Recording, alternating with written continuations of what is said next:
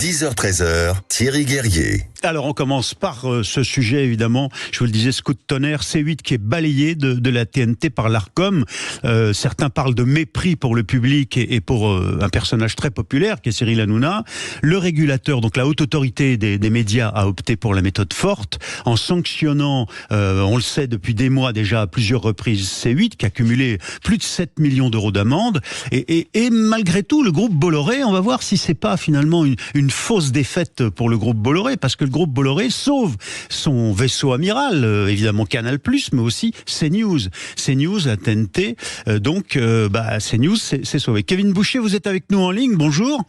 Bonjour Thierry, bonjour. Bonjour d'avoir accepté de prendre sur vos temps de reportage, parce que là vous êtes reparti en reportage. Hier vous couvriez cet événement, bien sûr, la disparition de C8 pour février 2025 annoncé par l'Arcom. Vous êtes un des journalistes médias du Parisien aujourd'hui en France. Expliquez-nous pourquoi l'Arcom tout d'un coup a décidé de frapper aussi fort, au moins en apparence. L'Arcom, on avait peut-être un peu marre au final de tout ça, parce que ça fait donc 8 ans que l'Arcom tape sur C8 assez régulièrement avec des sanctions records. Vous l'avez dit, on est à 7,6 millions d'euros d'amende en 8 ans. C'est jamais arrivé dans l'histoire de la télé. Et au bout d'un moment, ils voyaient que ces amendes, ça avait pas trop d'impact, que ça bougeait pas tellement à C8, qu'on s'en moquait en gros. Et lors de l'audition, ils sont aperçus que c'est le seul moment où ils se sont réveillés à dire on peut décaler Cyril Hanouna, on peut le mettre en différé de 15 à 45 minutes. Et l'audition était quand même à couteau tendu. Du résultat, ça a été la décision de dire on arrête. Kevin Boucher, ce que vous appelez l'audition, c'est l'audition devant la haute autorité, à intervalles réguliers, ça fait partie du contrat, des règles. Chaque chaîne qui possède une fréquence, une concession de service public, vient plancher devant l'Arcom et ses sages, comme on dit, pour essayer de se voir renouveler. Et là, c'est là qu'a eu le coup de théâtre hier, à l'issue de ces auditions donc. Exactement, c'est ça, toutes les chaînes sont passées, les 15 chaînes là, qui remettaient leur fréquence en jeu pour 10 ans, sont passés une espèce d'entretien d'embauche, de dire voilà, notre entretien annuel à tous, de dire j'ai fait ça, et je m'engage à faire ci. Et alors pour qui certains, ça a été très très bien, et pour d'autres comme C8, ça a été très compliqué. Bon, mais alors, pourquoi est-ce que c'est une décision historique ? Parce que dans votre reportage avec Benoît d'Aragon, dans le Parisien aujourd'hui en France, vous nous expliquez que déjà en 1987, vous nous le rappelez, une chaîne de télévision, TV6, sur décision des autorités publiques, et notamment du CSA à l'époque, avait dû céder sa fréquence pour une nouvelle chaîne sur la 6 qui est devenue M6, donc c'est pas nouveau, ça a déjà existé. Pourquoi historique tout de même cette décision hier de mettre fin à C8 ? Il y a déjà eu des suppressions en effet par le passé, elles sont rares, mais ça a existé. Là, c'est quand même assez différent, parce que là, on supprime une chaîne parce qu'elle fait trop polémique, et en plus, c'est la première chaîne de la TNT, C8, faut pas l'oublier, elle représente 3,1% de part d'audience en 2023. Elle a un intérêt pour le public, ce qui était aussi dans les critères. Les gens la regardent, mais le régulateur a estimé que C8 aujourd'hui dépassait beaucoup trop les bornes. Et ça n'était jamais arrivé dans l'histoire du PAF. Jamais on a dit à une chaîne, c'est bon, tu dérapes trop, tu sors. Oui, non. Mais vous soulignez bien un aspect important, c'est que Cyril Hanouna est très populaire, l'émission est très regardée, et la chaîne elle-même est considérée comme la 6e dans la hiérarchie, c'est-à-dire finalement, avec le nombre de chaînes dont on dispose aujourd'hui, c'est une très bonne place. C'est excellent, ça a été une chaîne qui a su capitaliser son succès autour de Cyril Hanouna et qui aujourd'hui a su déborder. Ils ont des rediffusions des séries de France 3, Magellan, Mangeville, qui marchent aussi très fort. Mais c'est ça en fait, c'est une chaîne qui a un public. Alors on aime, on n'aime pas. Moi je discutais il y a quelques temps avec un grand patron du PAF qui me disait, à propos de ces auditions qui allaient venir, que lui pensait que C8, ça allait passer, mais comme une lettre à la poste, en disant, dans les critères, il y a l'intérêt du public est là, qu'on aime pas C8, les gens la regardent, donc C8 devrait continuer. Alors rappelez-nous un peu les dérapages qu'on reproche à Cyril Hanouna finalement, et à C8, Boyard, Hidalgo, Delormeau, enfin, c'est vrai que ce sont des souvenirs, ça a marqué aussi le PAF, les dérapages de Cyril Hanouna en la matière. Oui, c'est historique aussi au niveau des amendes, c'est ça. Donc la plus grosse, évidemment, c'est le clash avec le député LFI Louis Boyard, qui était un ancien chroniqueur de Cyril Hanouna, où il s'est fait copieusement insulter par son ancien patron sur le plateau. Ça a coûté 3,5 millions d'euros d'amende à C8. Il y a aussi eu un canular homophobe en 2017 en direct qui a coûté 3 millions d'euros cette fois-ci à C8. On parle de 500 000 euros d'amende pour avoir exposé pendant un long moment une théorie du complot sur l'adrénochrome, cette supposée drogue qui viendrait du sang des enfants. Ouais. Voilà, 300 000 euros aussi pour des insultes envers Anne Hidalgo. Il a quand même un joli palmarès. Et jamais de changement. Et jamais de changement. C'est peut-être ça qui n'a pas plu à l'Arcom, c'est que des amendes certes, mais finalement Bolloré payant, on changeait pas la grille et on changeait pas la place d'Hanouna. Et donc ça n'a pas plu aux sages qui ont dit mais vous respectez pas nos injonctions en quelque sorte. Bah c'est ça, nous quand on se prend un PV sur l'autoroute parce qu'on a fait un excès de vitesse, on va perdre un point, on va être au téléphone, on va perdre des points. Au bout d'un moment, on n'a plus de points sur le permis, on n'a plus le permis. Là non, les amendes se multipliaient, il y avait quelqu'un qui payait.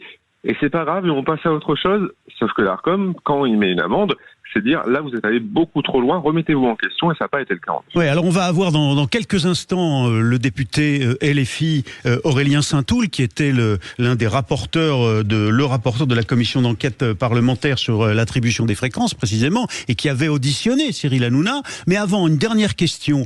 Est-ce que tout ça, c'est pas un jeu de dupes quand même, Kevin Boucher? Parce que la réalité, c'est que le groupe Bolloré, avec C8, avait une chaîne qui était très populaire, mais qui perdait beaucoup d'argent. Vous révélez dans votre reportage ce matin dans le Parisien aujourd'hui en France que c'est près de 700 millions que C8 aurait comme déficit. Ça peut arranger Bolloré finalement de s'en débarrasser de cette chaîne, non? Alors ça peut oui et non. En effet, si on part juste sur un principe économique, c'est sûr que oui, C8 perdant trop d'argent, c'est de l'argent qui sera perdu, mais il n'y a plus de perte maintenant avec ça. Même s'il y a encore un an de contrat très juteux entre Cyril Hanouna et le groupe Canal+. Dans la réalité, Vincent Bolloré, ce qu'il aime bien, c'est quand même cet outil d'influence qu'il a. On le voit avec CNews, qui commence à être rentable. Mais C8, avec Cyril Hanouna, c'était aussi un autre outil d'influence qu'il aimait, parce que ça parle à une population qui regarde pas forcément la télé tout le temps, qui regarde pas forcément les chaînes d'information et pas forcément CNews. Donc ça, il est en train de le perdre, parce que certes, Cyril Hanouna va rebondir sur une des chaînes du groupe Canal+, ça c'est indéniable, ce sera soit Canal+, soit C-Star, mais avec forcément un peu moins quand même d'exposition qu'avant. Ouais. Et donc, Monsieur le député Saint-Toul, dans un instant, je vous passe la parole, mais tout de même, Kevin Boucher, deux questions encore. Hanouna, c'est fini ou est-ce qu'on va le retrouver ailleurs, par exemple sur CNews ou Canal+? Et deuxième question, qui va remplacer C8 en 2025, février 2025 à l'antenne?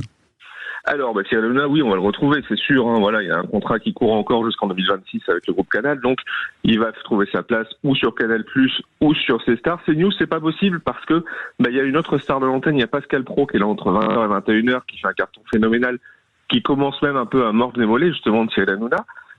Donc ça, c'est sûr que CNews, c'est pas pour lui, mais au 1er mars 2025, il est certain que Cyril Hanouna aura une place à la télé sur l'une des autres chaînes du groupe Canal. D'accord. Et qui va remplacer alors C8 ? Alors, sur le Canal 8 précisément, on ne sait pas, parce que justement, avec les chaînes qui ont été reconduites, certaines pourront voir leur numérotation changer. Mais en revanche, avec la suppression des fréquences de C8 et de Énergie 12, il y a deux nouvelles entrantes. Il y a Réel TV, qui est une chaîne du groupe CMI du milliardaire tchèque Daniel Kretinsky, qui promet une ligne autour de des 3D, comme il l'appelle, documentaire, débat, divertissement, et une autre qui sera un peu plus ancrée dans le local, avec une déclinaison télévisée du journal Ouest France, qui sera basée d'ailleurs à Rennes et non pas à Paris. Oui. Donc c'est nos confrères de Ouest France qui pourraient récupérer une antenne, une partie de l'antenne en tout cas consacrée aux régions. Merci Kevin Boucher, avec Benoît d'Aragon. Vous êtes les journalistes médias du Parisien aujourd'hui en France et vous nous avez éclairé parce que vous avez suivi hier cette affaire. Aurélien Saint-Toul, vous êtes avec nous. Merci monsieur le député et les filles des Hauts-de-Seine de nous rejoindre. Vous avez auditionné Cyril Hanouna, on s'en souvient, à l'Assemblée nationale et vous étiez assez hostile. Disons-le clairement, hein, vous ne supportiez pas ce que vous avez appelé les dérapages populistes de Cyril Hanouna. Vous êtes satisfait finalement aujourd'hui ou pas de la décision de l'Arcom ? Écoutez, je pense que c'était un bon signal, effectivement. L'Arcom a montré qu'on ne pouvait pas pousser le bouchon sans cesse, sans finir un jour par être sanctionné. Ce qui est une bonne nouvelle, c'est de dire, voilà, ces canaux, ils n'appartiennent pas aux chaînes. Ils appartiennent à la puissance publique, à l'État, à la collectivité, et puis ils sont mis à disposition à condition qu'il y ait un projet cohérent. En l'occurrence, le projet cohérent de C8, c'est la mise devant le fait accompli permanent, c'est la transgression permanente, et même si éventuellement il y a un public pour ce genre de choses, eh bien, comme l'a dit tout à l'heure Monsieur Boucher, voilà, quand vous êtes pris en faute au volant, on vous enlève des points, et puis à la fin on vous enlève le permis. Oui, mais Monsieur le député, c'est pas une fausse victoire pour vous, au-delà du symbole de l'autorité l'autorité de l'Arcom et du fait qu'on a en partie entendu vos critiques au moment de la commission parlementaire, parce que fausse victoire, parce que Cyril Hanouna, il va rester à l'antenne et sans doute TPMP aussi, et le groupe Bolloré finalement s'en sort parce qu'il se débarrasse d'une chaîne qui lui coûtait très très cher. Donc finalement, est-ce que c'est pas un jeu de dupes ? Mais moi, mon but n'a jamais été ni de tenter de couler Bolloré ou de faire taire Cyril Hanouna, c'est de le faire simplement respecter les règles. Donc, de ce point de vue-là, je considère pas que ce soit une défaite. Je considère que, au contraire, même si Cyril Hanouna retrouve un emploi, ce qui est souhaitable pour lui, ce sera dans des conditions particulières parce qu'il y aura d'autres conventions. On peut pas faire la même chose sur une chaîne généraliste et sur une chaîne thématique. Donc, la même émission ne sera pas possible quoi qu'il arrive, ça c'est clair. Ouais. Pour le reste, le fait que C8 soit une chaîne colossalement déficitaire a dû rentrer en ligne de compte pour l'Arcom parce que justement avoir un plan d'affaires sérieux, ça fait partie des critères pour être retenu. Donc ça ne me surprend pas, je crois que c'est une des raisons pour lesquelles la chaîne a pas été renouvelée. Pour le reste, évidemment, il y a la question de CNews. Là, pour moi, c'est un problème. On a une chaîne qui quand même fait profession de racisme, de xénophobie, de haine des musulmans de façon très récurrente, et je vois un problème dans le fait que pour l'instant l'Arcom ne l'est pas mise à l'écart. Le fait est que on entre dans une nouvelle phase désormais, celle de la négociation de la convention, ce qui veut dire que CNews pour l'instant n'a pas de nouvelle autorisation, elle a la possibilité de passer à l'étape suivante, et là je pense que l'Arcom a la possibilité de poser des conditions plus strictes pour que la convention évite tout nouveau dérapage. Ah oui, donc vous nous dites qu'il peut y avoir une épée de Damoclès en effet sur le renouvellement de CNews. Aurélien Saint-Toul, dernière question, pour vous personnel, vous savez que Cyril Hanouna est très populaire. C'est pas bon pour votre électorat. Il y a une bonne partie de votre électorat qui regarde Hanouna. Je sais pas, j'ai été élu au premier tour et je pense que les gens savaient très bien pourquoi ils m'élisaient. Je crois en réalité, pour vous répondre plus franchement et de façon un peu moins présomptueuse, que les classes populaires n'aiment pas qu'on les prenne pour des idiots, et je crois que Cyril Hanouna a tendance à les caricaturer et à les prendre pour des idiots. Et c'est la raison pour laquelle, dans une circonscription aussi populaire que la mienne, beaucoup m'ont dit, écoutez, vous nous représentez, on vaut mieux que ça. On vaut mieux que ça. Je crois que les classes populaires en particulier valent mieux que ce que Cyril Hanouna laisse croire. Merci Aurélien Saint-Toul, député LFI des Hauts-de-Seine et rapporteur de la commission d'enquête parlementaire sur l'attribution et le contrôle des fréquences de la TNT. On parlait de C8, on va parler police municipale dans un instant. Sud Radio. Sud Radio. Parlons vrai. Parlons vrai. Sud Radio. Parlons vrai.